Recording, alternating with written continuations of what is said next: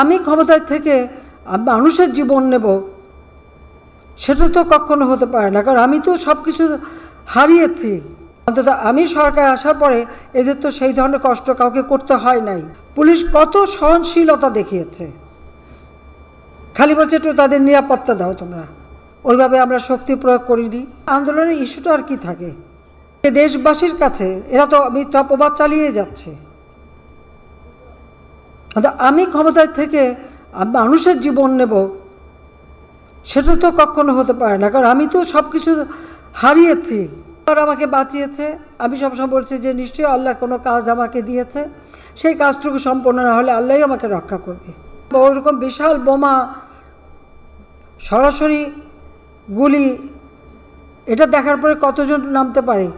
তো জঙ্গিবাদী ঘটনা ঘটিয়ে আজকে সেই মান সম্মান সব নষ্ট করে দিচ্ছে। তো এটা বিচার আমি জনগণের কাছেই দিচ্ছি।